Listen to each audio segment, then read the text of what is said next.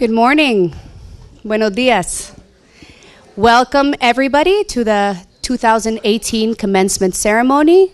Thank you especially to everybody who flew here to accompany one of our graduates and one of our members of the class of 2018. We're incredibly excited for you for today. We also have a student from the distance education department who decided to come on in also to march with you guys across the stage and celebrate on this day with you.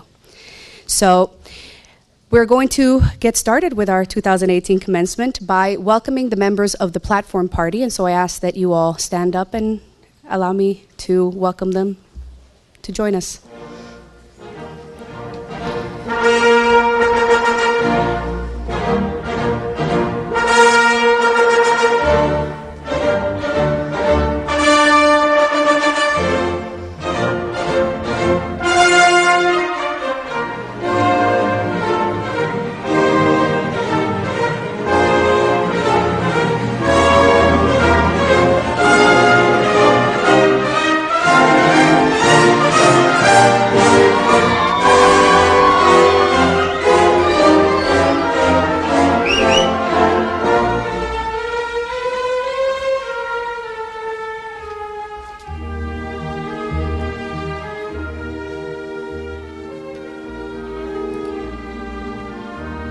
On the main stage, we have Dr. Hal Klepak, who is the president of our council.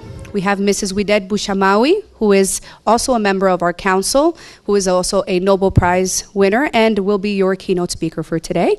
We have Dr. Francisco Rojas, the rector of the university, and we have Dr. Juan Carlos Sainz Borgo, our dean. So everybody can be seated. So welcome again, everybody, to 2018 commencement. Welcome to the members of the Diplomatic Corps in Costa Rica, to everybody's family, to UP's faculty members, staff members, and especially to the class of 2018, for whom today is an incredibly special day and the beginning of the next phase of your life, of your professional life. And to give you a proper welcome and get this started, we're going to welcome Dr. Francisco Rojas, our rector, to give you the opening words.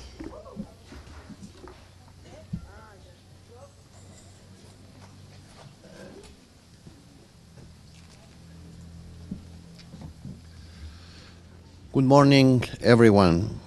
Good morning, our students, our professors, diplomatic corps, families, friends. I'd like to start asking for a stand up for a minute of silence in remember of one of our students, Raul Ranjan.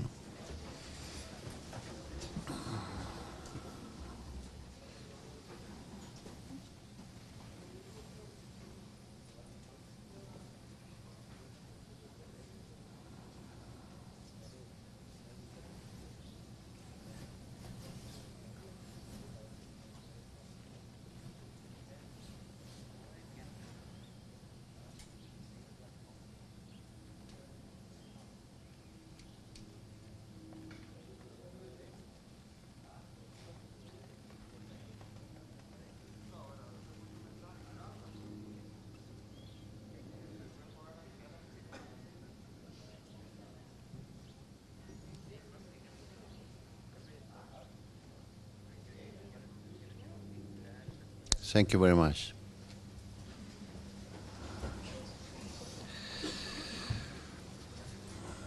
Today is a special day. Congratulations. Today we celebrate your achievement in the past year. Each of one of you realized this goal through your own personal efforts, but always receive support for friends, families, to gave part of this process and gave the love and support.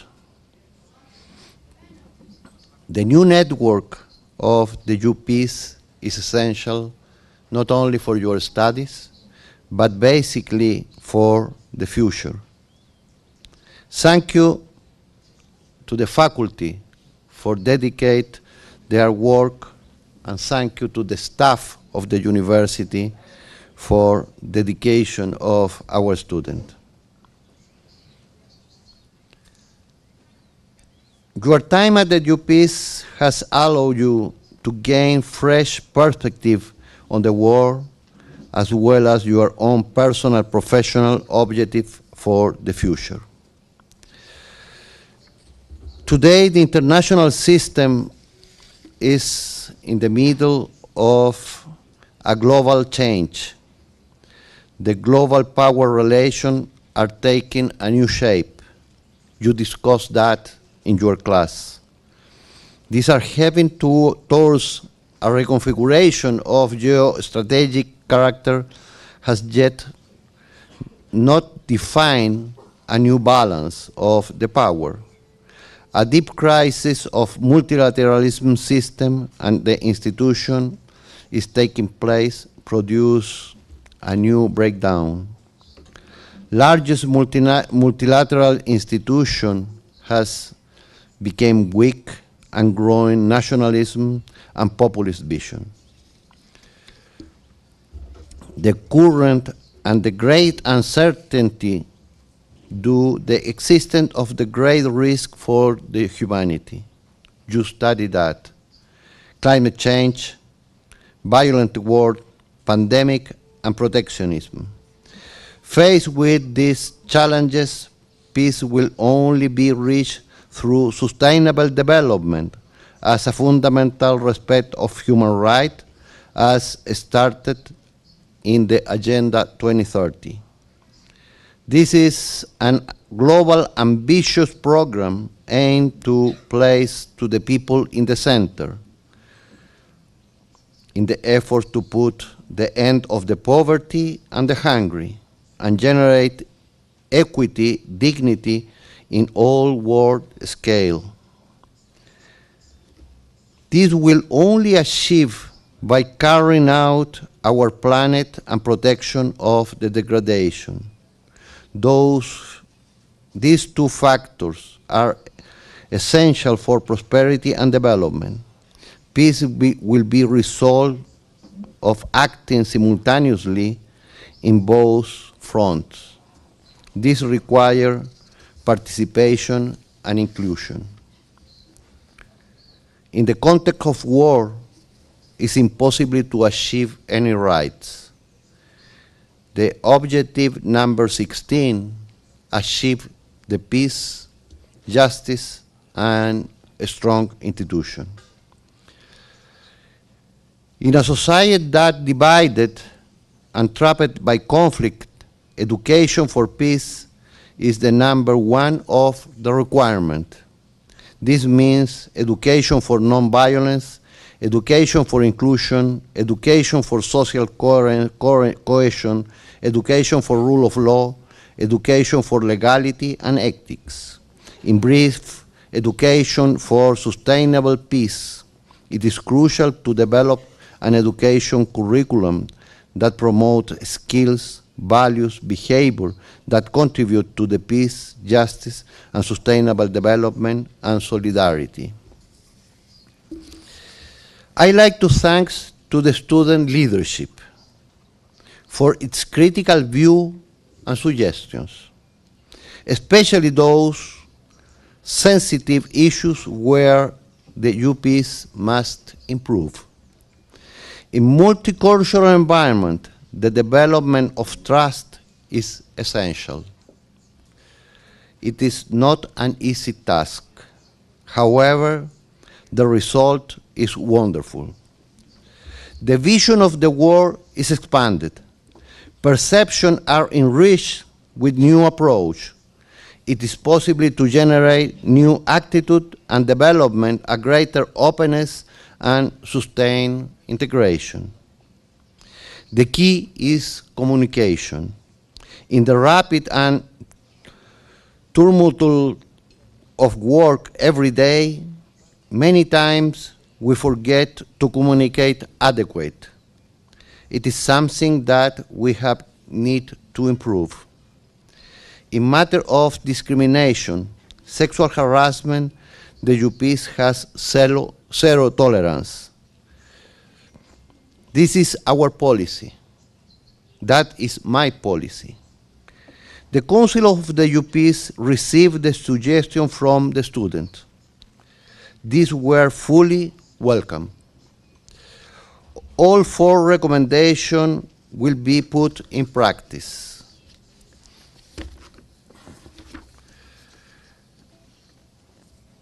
Team building and getting to know other students. Nonviolent communication and training. A workshop on nonviolent communication that focuses on understanding the true intention of the people. Building cultural competence and sexual harassment prevention training. These are a highly important recommendation for the student, and the council accept, and this rector will be put in practice, start as soon as possible. Thank you very much for that.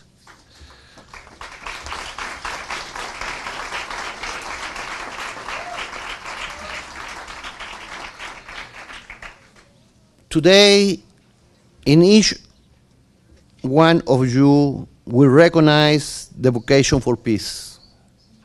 Working for peace within the current international context, in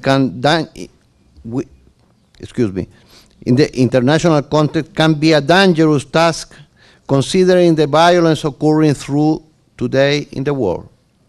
If we look, our neighborhood has a quite different situation, and if we look beyond Americas, we saw the people in the boats in the Mediterranean, or the problem of refugees in Asia and in different parts.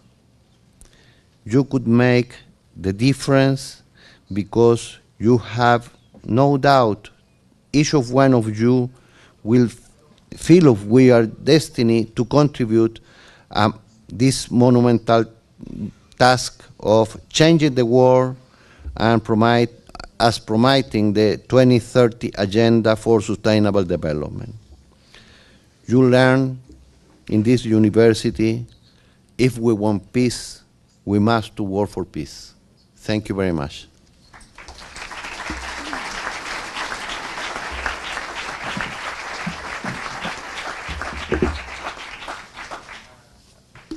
Thank you, Rector. We're going to start by presenting an award to someone who represents a very special category, not only because she is going to be a graduate of the doctoral degree program, which has begun to graduate students but hasn't reached the number of the MA students, but also because, as Dr. Saenz will undoubtedly refer in his introduction of this person's degree, this person represents the first female and the first Latin American person to receive a doctoral degree from UPeace, which for me is a very special and very meaningful and very powerful representation. She also happens to be a friend of mine, so obviously that's an even more special occasion for me, and I'm thrilled to welcome Dr. Saenz Borgo, our dean, to introduce the doctoral degree that this very, very special person will be receiving. Thank you.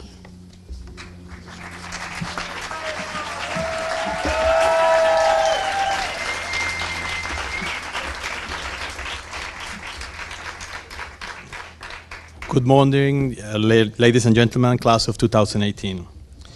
I have the honor to present the doctoral degree to the first Latin American and the first woman of the history of the University for Peace.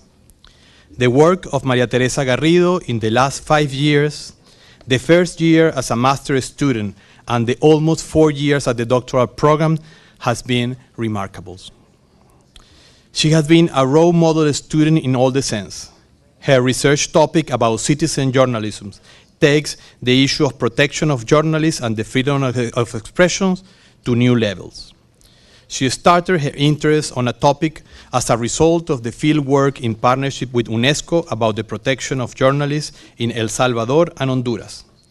After more than a year of field work and internship, she came to the conclusion that threats to journalism is a relevant topic for the peace and conflict studies, and she embarked in a quest that concluded in an outstanding dissertation. In the meantime, she was invited to present her work in the 4 corners of the world. She traveled to Iceland, Korea, Ghana, just mentioning some of the places. Also, she edited a timely book about the human rights and technology and the 2030 Agenda for Sustainable Development. As a result of this outstanding performance, Rector Francisco Rojas invited Dr. Maria Teresa Garrido to join the academic staff at the Department of International Law. Please join me welcome Dr. Maria Teresa Garrido.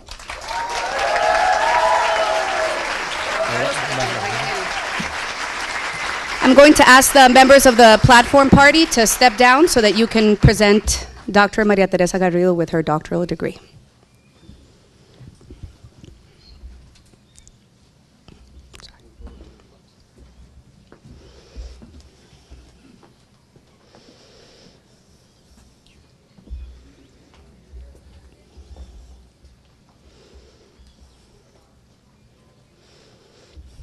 Okay, and now if everybody will join me in giving a gigantic welcome and congratulations to Dr. Maria Teresa Garrido.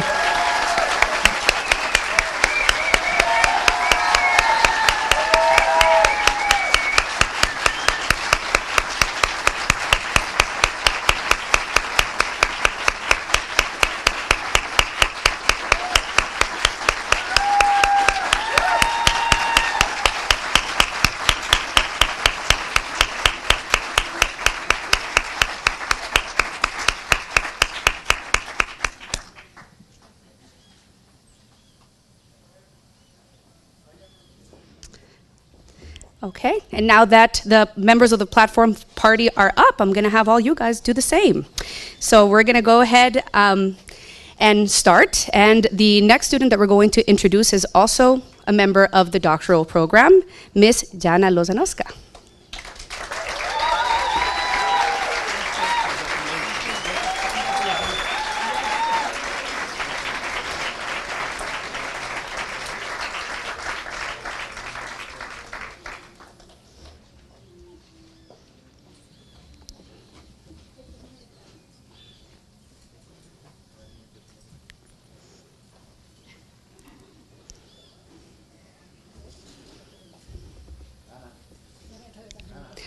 Sorry, Jana, we're going to have to call you back here.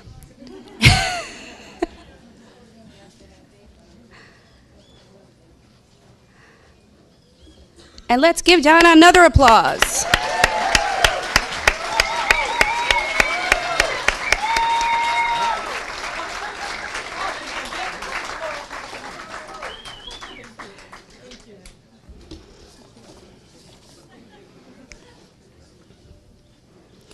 And now we're going to welcome William Robert Dole Jr. from our online MA program.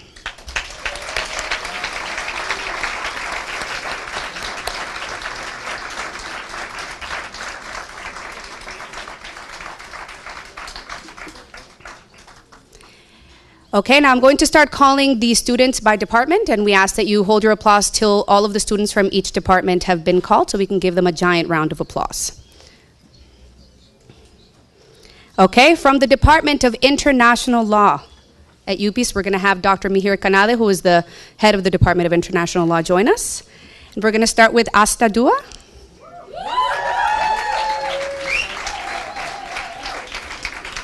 Aida Maria Portillo Solano.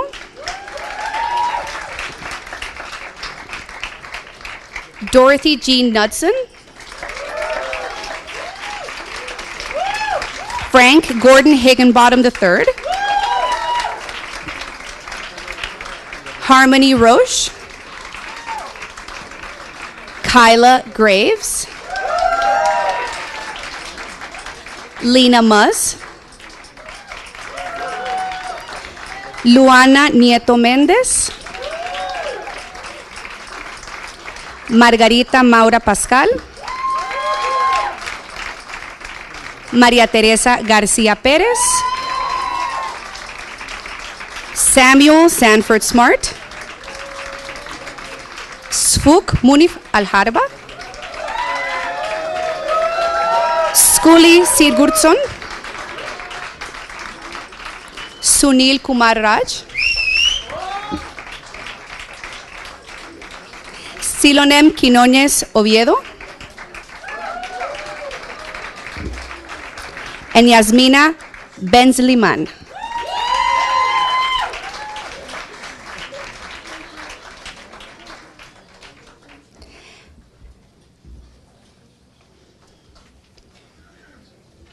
We're going to continue with the students from the Department of Peace and Conflict Studies. We're going to have Dr. Heather Curtisia join us as the head of the Department of Peace and Conflict Studies.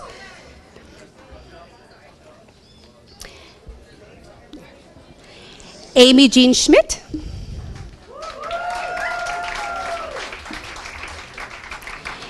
Anders Regan. Deborah Hrushka.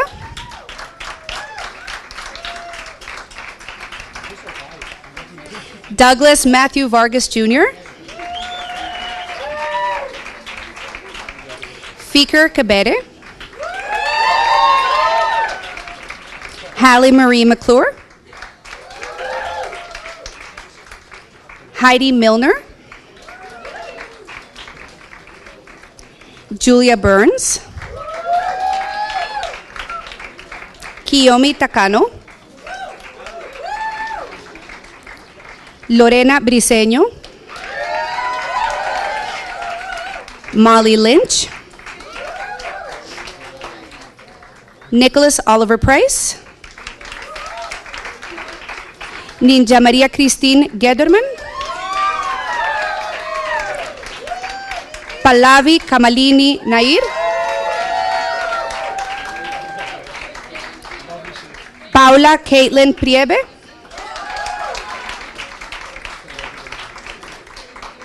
Paula Lopez Navarro. Puck Saskia Van Eyck.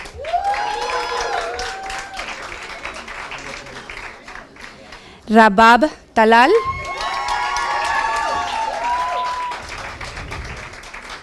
And we're going to hand out now a degree to Rahul Ranjan and have two of his closest friends here at UPeace accept that in his honor.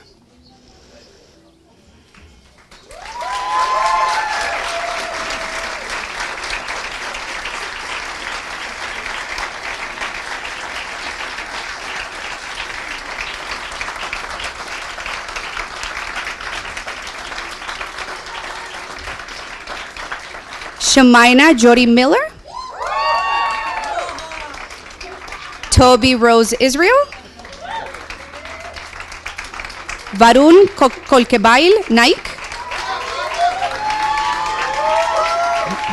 Victoria Shayer. Jessica Natalia Serrano Rojas.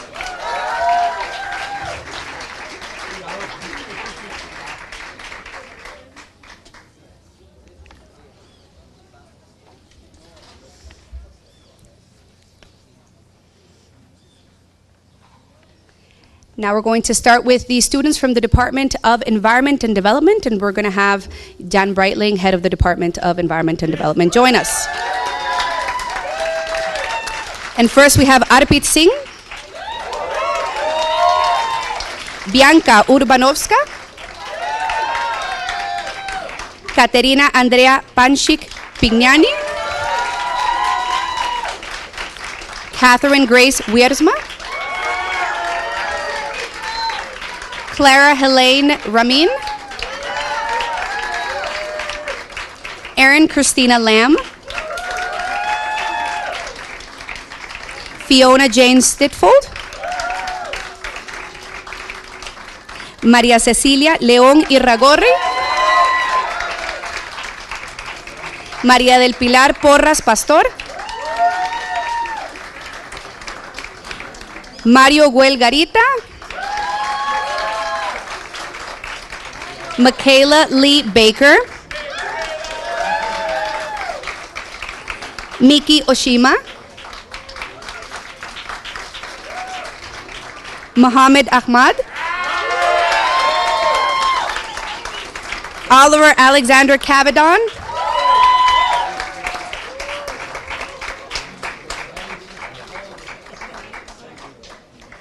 Rodrigo de Souza Hernández.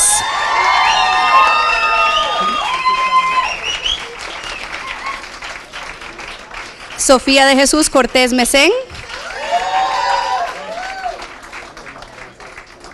Stephanie Diane Benoit. And Trisha Leanne Elsie.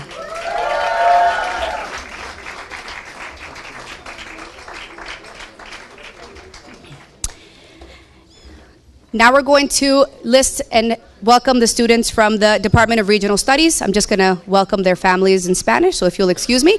Vamos ahora a pasar a los estudiantes del Departamento de Estudios Regionales de nuestra maestría en español. Bienvenidos a sus familiares y es el segundo grupo de estudiantes que se gradúa de esta maestría. Lamentablemente, la coordinadora del Departamento de Español, Karen Acosta, está en casa con su bebé recién nacido. Entonces tenemos a Juan José Vázquez, que es del primer grupo de los estudiantes de esta maestría en graduarse, y él con mucho honor va a sustituir a Karen.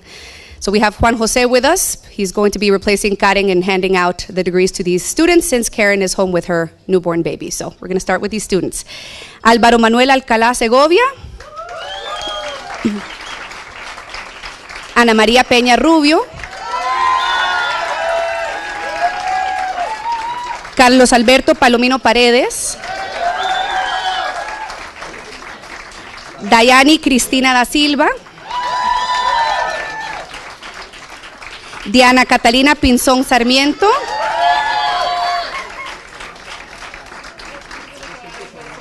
Diana Patricia Valencia Amaya.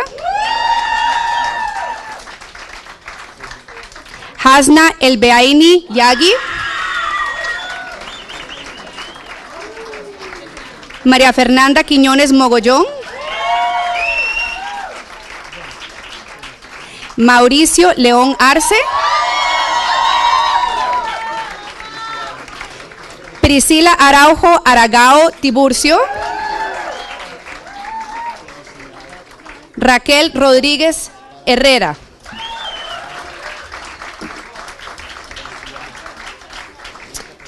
And we have one more student who is completing his master's degree today. And Rafael has been with us for a few years and has been super active in the university, and we're super happy to see him get his degree today, and that's Rafael Landau. Congratulations, Rafael.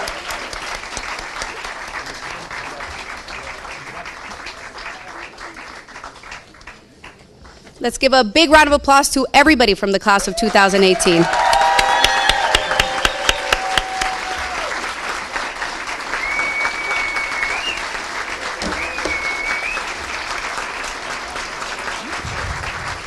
And the members of the platform party can come back.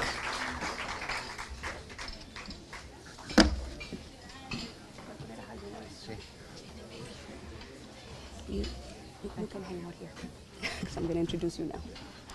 Okay, and this year we have a special treat to have with us the president of our council, Dr. Hal Klepak, and he will be addressing you and congratulating you personally. Thank you, Ariella.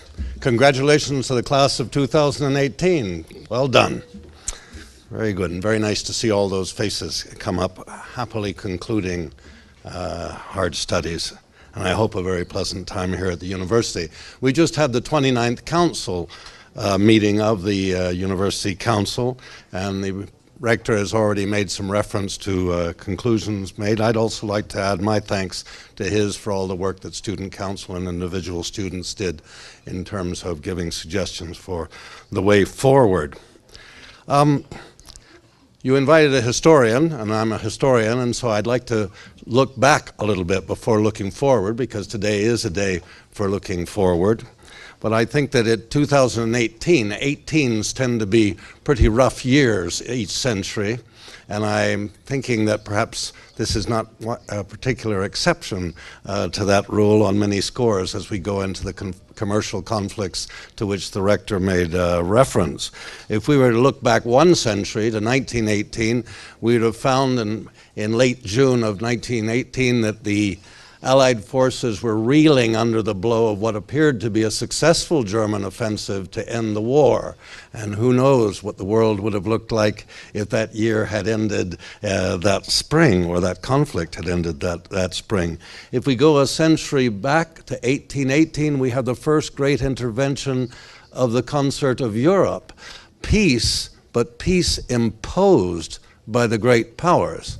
On the other hand, peace, so it's at least worth thinking about and studying that phenomenon, which gave us our only century, what in the West is called the Pax Britannica, which lasts 99 years, not a bad record, in which there is no major international conflict involving the great powers in that whole period, an unknown experience in the West. If we go back another century, of course, it's an even more depressing picture, in that that's the year of the invention of the first of what were to become machine guns. And the machine gun has probably done more to change the world than anything until internet. Certainly more up to date, and up to the date, which I hope will remain the case, much more damage than even nuclear weapons. And if we step back one more century to 1618, of course, we have just now the beginning of the most fratricidal, horrific conflict that Europe, at least, has ever known, and possibly the world, the beginning of the 30 Years' War, which ends with 1/3 of Central Europe dead, men, women, and children, a level of destruction not seen until the Second World War, and in some ways never seen again on the planet. The first of those, of course, 1918, gave way to a movement called Never Again. We never are going to go through that again. And as, of course, we all know, subsequent century, we've gone through it over and over and over again, and appear never to have learned. But you're graduating from a university dedicated to the idea of yes learning, of learning from the past and learning from current experience and the rapidly evolving situation that surrounds us, to find, in an era where it seems war sells but peace doesn't, to find some way to change that, some way to move forward, or at least slow elements of conflict from the rapid advance that they are making at the moment. But I have to say that your challenges are significant, not that you don't know this already. After all, it is an era that, at least in my view, where the diplomatic discourse is frighteningly negative, and anything but diplomatic in the sense that we usually use that term. It's an era where courtesy, which is, after all, not only the grease of all social intercourse, but the grease of international intercourse above all, seems to be forgotten in a flurry of ill-timed, ill-chosen language which merely exacerbates conflict, makes them more difficult to handle, and produces personal dislikes to add to institutional, national, ideological, and other dislikes. Where the language of the Cold War, for all its sins, I had a research assistant recently look into the language of the worst years of the Truman-Stalin confrontation, which we would think of as the worst possible moment. The language was in no way as negative as the normal language of today's discourse between Moscow, Beijing, and Washington. Sobering elements of where we have come from, I think, and where we find in this era the search for instant popularity, the quick soundbite, the quick solution to very complicated problems, the catchy phrase, replace often enough sound analysis, which often is not even heard in the midst of all the noise of mutual recrimination. And perhaps most worrying in the long run, the fact is that we have very little discussion of the one threat which really is immediate of potential destruction of the species, which is, of course, nuclear weapons, which seem, except when Korea is on the screen, seems to escape much of our attention. It seems to me that the forces of intolerance, racism, injustice, exclusion are on the march, firmly on the march, and they at least feel that the wind is in their sails. A very frightening context in which you launch yourselves into this struggle to at least slow, if not halt and reverse, these tendencies. It may be necessary to think on occasion of what we say in French, reculer pour mieux sauter, that the moment is one for defensive action but not relaxed action or inaction. And if ever the phrase of think globally but act locally applies, it's now, but with nuance, because acting globally is required as well. And of course, most of you are very much involved in that in your studies and in your future work, and many of you in your past work. In adding my congratulations to those of the long list of people today who will congratulate you, I just remind you of Churchill's, I think, not very much cited quote. He was asked, well, of all of the virtues of a human being, what is the most important? And he said, courage, without hesitation. He said, courage. And his interviewer asked him, well, why are you so certain that of all the virtues? And he said, because courage guarantees all the others. Without courage, you can forget the others. They will not survive. And I think it's telling for young people who are going to face what? And with this I would conclude, you'll be happy to hear. For young people, he quoted Clausewitz. Now, that's not a name that we like to use here. We like to think of peace thinkers and not war thinkers. But Clausewitz said the problem is that there are two kinds of courage. One is the one where you grab the colors of the regiment and advance on the enemy castle. Well, that's not easy. I'm not suggesting it's easy to do. But the one that's harder is the day-to-day struggle against bureaucracy, against inertia, against the 10 ideas which can be found to say no to something which you really should be saying yes to. It's that struggle to do the right thing each day when you wake up in the morning and get through the day trying to do what you know is right. That requires courage. I'm sure you have it. I'm sure you will fight the good fight. And I'm very proud to be the president of the council of such a wonderful university. Congratulations to you all.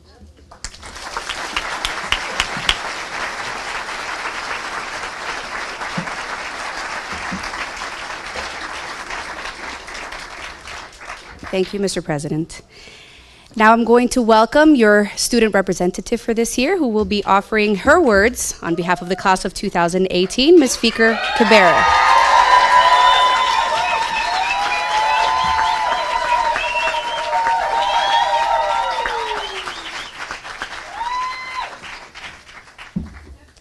Hi, everyone.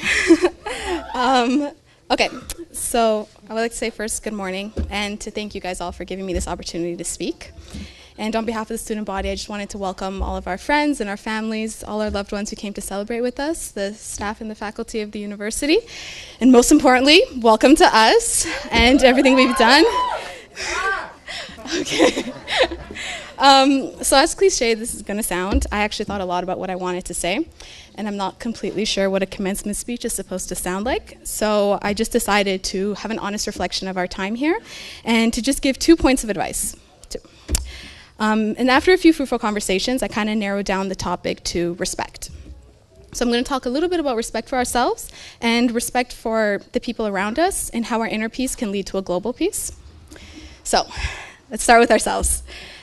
Reflecting on my memories for the past year, from our first month, what feels like very long ago, but also like yesterday at the same time, there are a few words that I've noticed we've used to describe one another. Some of them included words like quiet and sweet and innocent, my personal favorite, lovely. And some of them have included loud, crazy, and I must add, strong personalities. We've had a good batch of those, strong personalities, and we've used those 2 words to describe people who communicate with a little more confidence than we might. And I don't think there's anything wrong with that. I've used those 2 words myself, and they've been used towards me. But I have seen how the words that we've used have led each other to self-doubt. And while there's nothing wrong with being self-reflective, doubting ourselves is something else entirely. So, I'm going to take this time to affirm who we are and respect the growth that we've gone through this year. Let me start with this. Confidence is good. Your boldness should be praised, and your strength is admirable. Respect and embrace these parts about yourself. If you are passionate about the change that you want to see, then target your strong personalities towards it. Our time here should have encouraged us to do this. Now, this doesn't mean shadow over the people around you. It's just as important to listen as it is to speak, and there's always room to learn. Remember that saying, you have 2 ears and 1 mouth, so listen twice as much as you speak? There's definitely a lot that can be learned from that. Equally as important to acknowledge is that being shy is okay too, and so is being quiet. It doesn't mean that your opinion or your voice means anything less, just that your expression might be different. Respect and embrace that about yourself, and don't feel forced to change who you are. Our growth and identity does not need to be in comparison to the people around us, and when we begin to think it does, we begin to only harm ourselves. So we all came to UPeace with a certain expectation of what we would find. This year, although it's been very fun and very memorable, it's also pushed us in a lot of ways. We've had some tough times, whether with our families or our friends, our significant others, or our political climates back at home, and we've had to make some hard choices. So recognizing the person that you are now and the strength that it took to get this far is something that needs to be acknowledged. And it's only through acknowledging and respecting this change that we prevent this time in our lives from becoming just another memory, but we allow it to have a lasting place in who we are now and who we continue to change into. So let's stop and take a moment and respect who we've become. I encourage everyone, to think back on a moment where you were proud of yourself, something that pushed you to act differently than you might have normally. It doesn't have to be the grandest of things. I'll share mine with you. I was a part of a conversation with some friends, and I wanted to say something, but I felt like I would sound foolish. So I hesitated. Then I started to think about all those strong personality friends that I've made and the words of empowerment that they've been spending a whole year planting inside of me. And so I spoke. I didn't say the most profound thing. Conversation could have gone on without it. But in that moment, I felt strong. I felt strong, and I recognized that a part of who I was changed. That change in us all is something worth respecting. And so I invite you all to think back on your moments and respect the changes in yourself and the people you are right now. Oh gosh. So respect and appreciate who you are, because you best pour out into the people around you when it comes from your overflow. And sometimes it is important to put yourself in places where you can grow.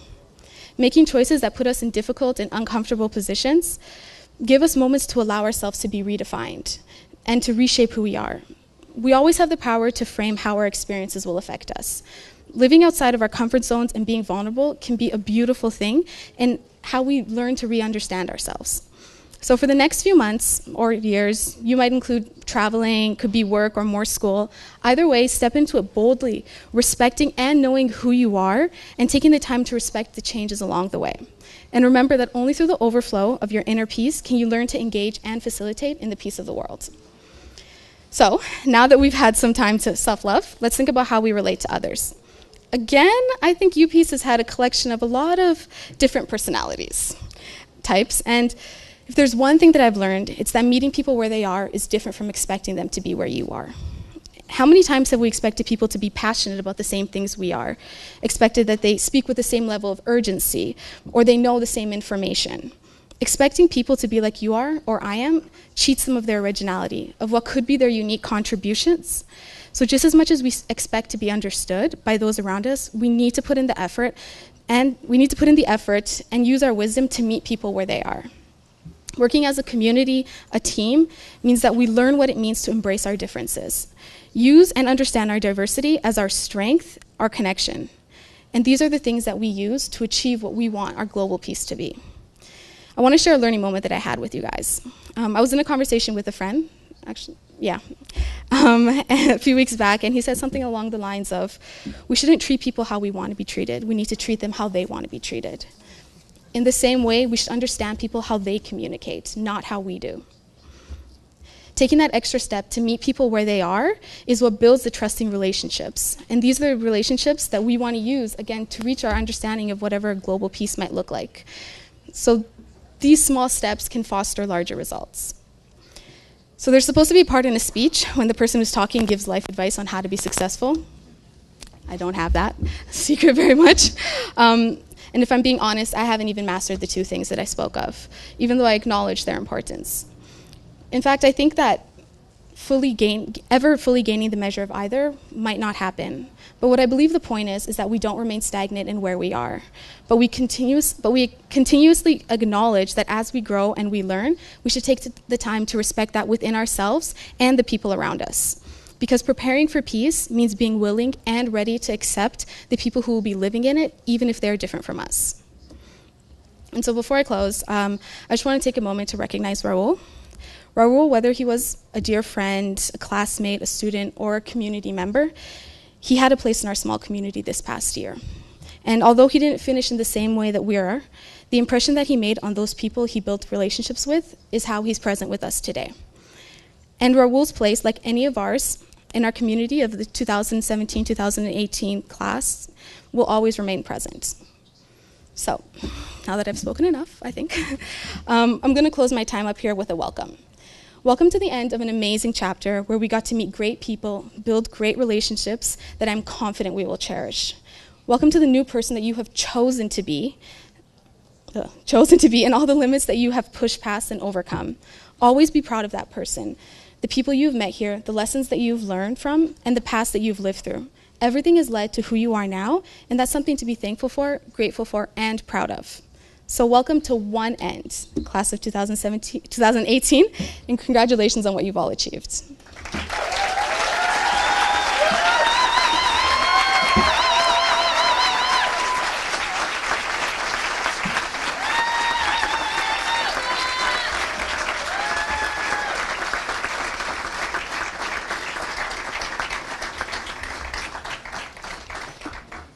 Now we have a treat for the class of 2018 and for all of our guests, and we're going to have a cultural activity now, and it's the students from the Technical High School of Puriscal, and they're going to perform typical Costa Rican dances for you.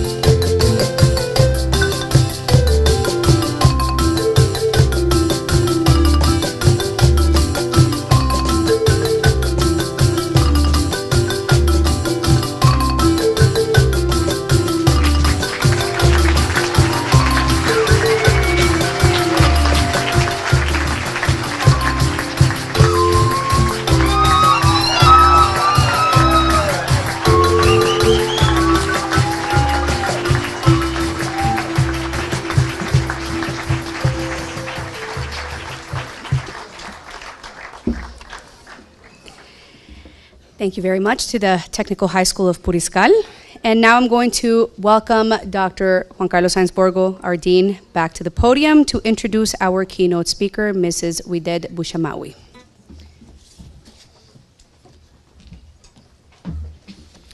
Thank you very much, Ariela. Hello, everyone, again. I have the honor to introduce an extraordinary personality in this occasion. Our keynote speaker represents values that comes from the South, from her gender perspective, from her religion, and for her position about the dialogue, peace, and action. Madame Wided Bushamawi holds a master's degree in international business from the Institut Supérieur de Gestion de Tunis and a diploma of Études Supérieures in International Trade Law from the Faculty of Juridical and Political Sciences of Tunis. Shareholder and administrator of Hedou Mouchamai Group, she's also a founding member of the Connecting Group and the vice president of Tunisian Foundation of Control and Governance. Since May 2011, Madame Wided Bushamawi head the Tunisian Confederation of Industry, Trade and Handicraft, UTICA, becoming the first woman elected to this position. In 2013, UTICA, in partnership with the UJTT, the Tunisian General Labor Union, the Tunisian Human Rights League, and the Tunisian Order of Lawyers, created the Tunisian National Dialogue Quartet, an organization that was central in the attempts to build a pluralistic democracy in Tunisia in the wake of the Jasmine Revolution in 2011. As a result, she received, with the other 3 members of the quarter, the Nobel Peace Prize laureate in 2015. In 2013, Madame Wided Bushamawi was elected the best businesswoman of the Arab world under the auspices of the GSW Partnership, and and she also got the Business for Peace Award honor in 2014. In January 2015, Tunisian President Ezzewi awarded her with the title of Grand Officer of the Order of the Republic, and His Majesty the King Carl XVI of Gustav of Sweden decorated Madame Bushamawi with the Royal Order of the Polar Star in 2015. In January 2016, Madame Bushamawi became a member of the Business for Peace Foundation, and in the same year, she joined the Foundation of Culture of Peace. This year, the United Nations Secretary General Antonio Guterres, in consultation with the General Director of UNESCO, Audrey Azoulay, appointed Madame Bushamawi as a member of the EU Peace Council. Please join me in welcoming Madame Bushamawi to the podium.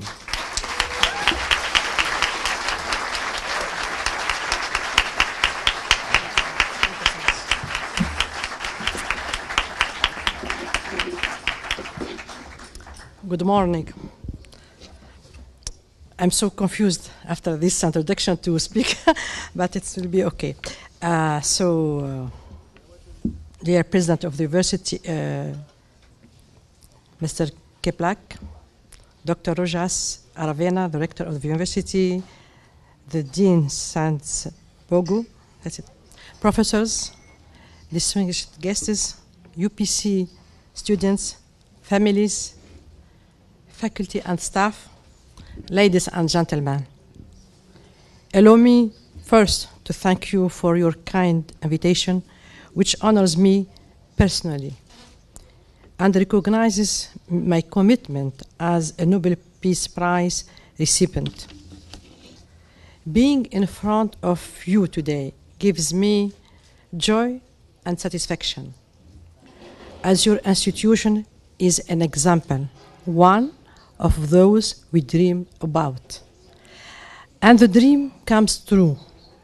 Its reputation shines all over the world, demonstrating a will of tolerance, understanding of different cultures, and awareness to reinforce shared values as an aim for peaceful and democratic societies. Because never in the history of mankind have the subjects of education and peace been so equally and seriously felt. We are constantly reminded of their importance by the daily tragedies occurring in the four corners of the planet. The human rights conventions declare education must prepare a child for responsible life and effective participation in a free society in spirit of understanding, peace, tolerance, equality of sexes, and friendship among all peoples, ethnic, nationals, and religious groups, and persons of indigenous origin. And this declaration should not be narrowed to only youth. Peace is a matter that affects the whole world and every one of us. As we are standing here in this prestigious university, let me first state some figures about education, because not everybody has the chance to get where we are. Around the world, 59 million children of primary school age are being denied an education, and almost 65 million adolescents are without access to a secondary school. Conflicts and natural disasters have disrupted the education of 75 million children. Nearly 15 million girls of primary school age will never have the opportunity to learn to read and write in a primary school, compared to about 10 million boys. In 2015, the total number of illiterate adults reached 745.1 million. Indeed, tragedies caused by underdevelopment, poverty, exclusion, unemployment, ignorance, social tensions, conflicts, wars, and terrorism are all daily reminders of the prominence of the issues related to education and peace, and of the extent to which they are intertwined. In our daily struggle against all those problems, we can only brandish peace as a weapon. We do it by promoting education, sport, culture, and all values underlying living together, such as tolerance, accepting others, no matter how different they are in nationality, race, faith, or skin color. We must stand united against atrocity, decadence, fear, intimidation, and all those who want to spread terror. It's through knowledge and upholding the universal values of coming together, tolerance and freedom, through investing in art and culture, and through providing equal chances and fair access to wealth, that freedom-loving countries can forever consecrate peace as a daily practice, and stand steadfast in the face of all types of extremists. By being in the values of tolerance and openness, the University of Peace creates opportunities for people to come together internationally and engage in actions which consecrate these values. Today, mankind is facing a serious challenge: create a world with stronger bonds of solidarity. It must be a world full of justice and equality, where sharing and mutual respect are daily practices, and where the well-being of everyone comes from his or her contribution to the general prosperity. Because of the violent transformations happening in our world, and because ignorance, intolerance, exclusion, and underdevelopment are feeding conflicts and violence. We have to more than ever respond with education for peace, human rights, democracy, tolerance, and mutual understanding between cultures. In other words, we have to educate future citizens of this world about the principles of living together, about respecting each other, and transcending all of our differences, be they in culture, religion, origin, or other. We need to create bonds of friendship beyond our frontiers. We need to be curious about other ways of life. History teaches us that whenever cultures met each other for peaceful exchanges of ideas and knowledge, the entire humanity progressed. It's then our duty to keep that flame burning. Educating youth on how to become citizens must also be done in a global perspective. But this should not be applied only to youth, but to each one of us. We all should be identified as earthlings, as we are not defined by our nationality, our race, or our religion. So we need to find ways to raise awareness because we are facing issues crucial to the future of all mankind.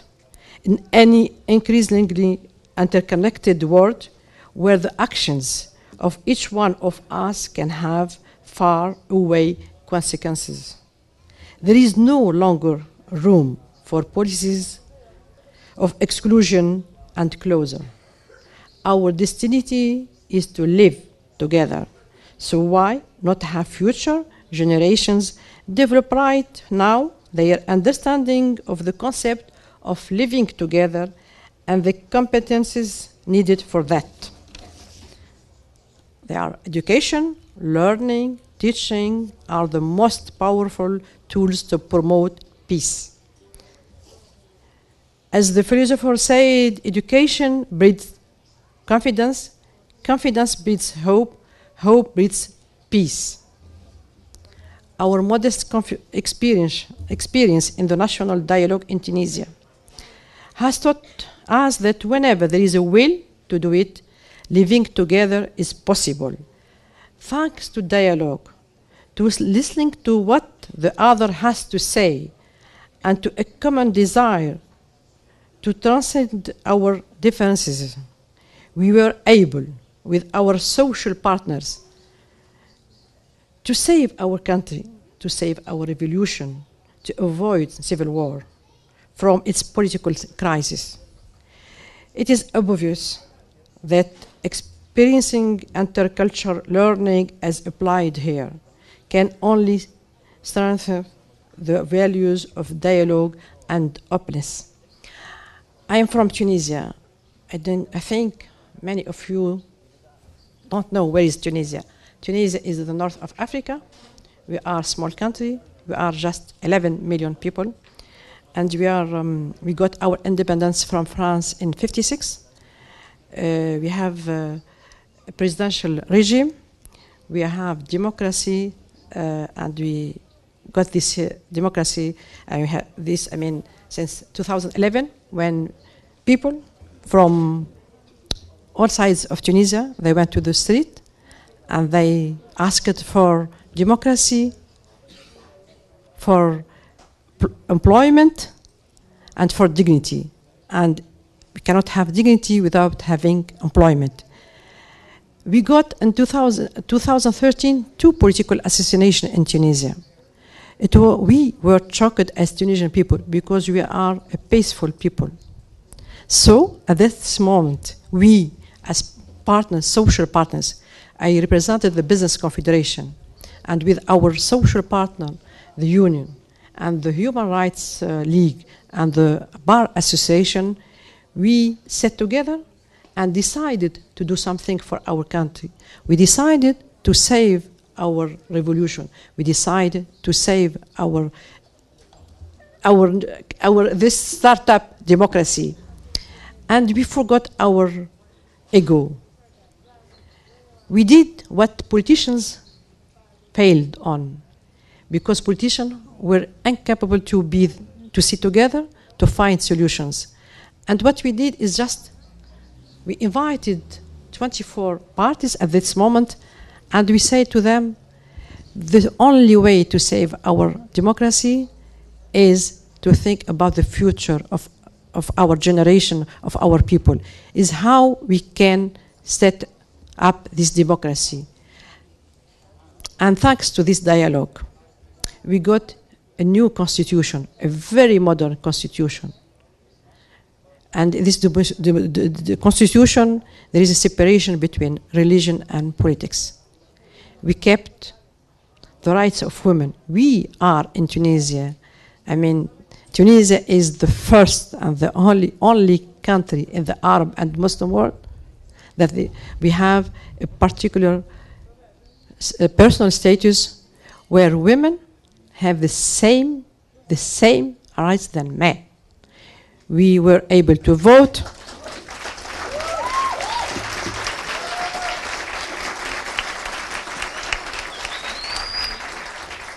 And we got those rights in 1956 before having our first constitution, because our first constitution, it was in 1959. So it's thanks to a leader, a visionary, Abi Bourguiba. He believed on us as women, and he gave us all the rights so we can travel, we can divorce, we can open bank account, we can do everything. We are everywhere in all positions, politics, economics, social, and everywhere. And this is really what I want for you, because here we are, I mean, so far from Tunisia, to have another idea about Muslim country, about Arab country. We are, I mean, even so many people, they want to expand the idea that we are exporting terrorism. No, we are a peaceful country. We accept each other. We accept differences, and we are so open because, you know, we are in a very good position. I mean, we are just near Europe. We are just near Africa, and we are we have very, I mean, good climate and very open market in our Tunisian market.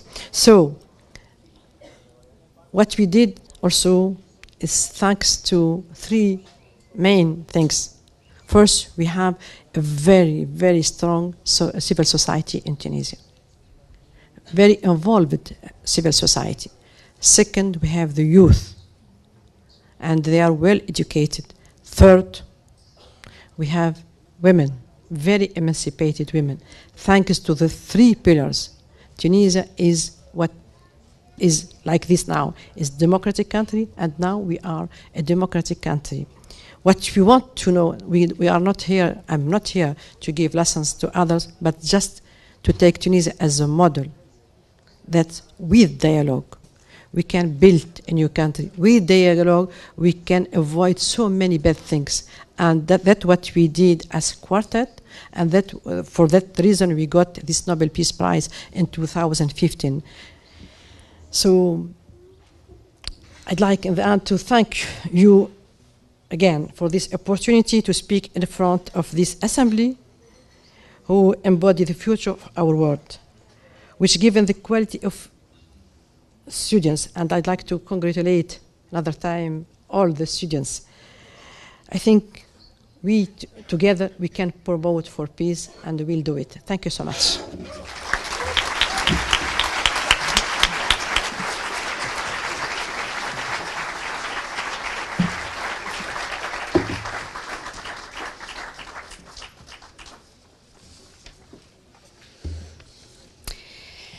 We'd like to say a very special thank you to Mrs. Bouchamawi for her very inspirational words to the class of 2018. This is going to be probably both the saddest and the happiest day of your lives. I'm sure you are all incredibly excited to go out and put into practice everything that you've learned here over the past year. Unfortunately, that also means that you get to say goodbye to probably the closest group of friends you will ever have in your whole life. And I speak from experience because I am still very close to the 135 people who sat next to me 11 years ago at commencement. So I encourage you to look around, because these people will be your colleagues and your friends and your partners in all your future endeavors.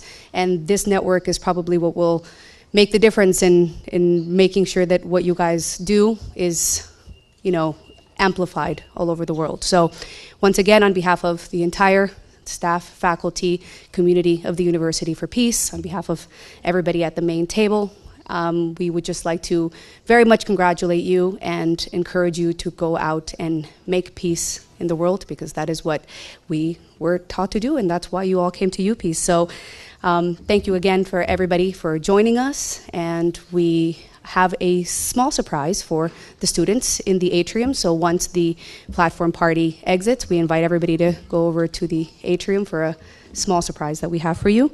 And once again, a big hand and a big round of applause to the class of 2018.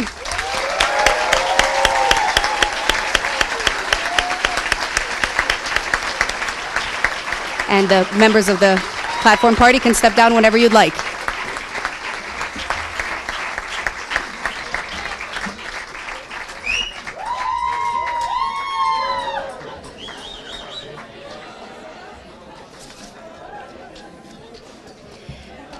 We're going to just say goodbye to the members of the platform party so they can exit before you guys get ready to celebrate.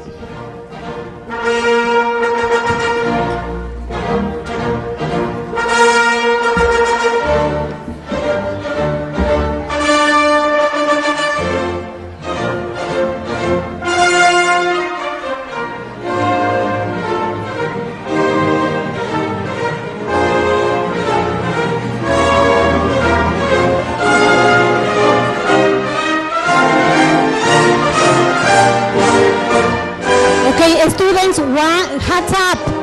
1, 2, 3, hands up, students. You want to throw it for the picture? Yeah. Okay, let's do it. This is your day. Let's have fun. Okay. The ceremony's over, so we can do things. Okay, ready to throw the hats up? 1, 2, 3, go.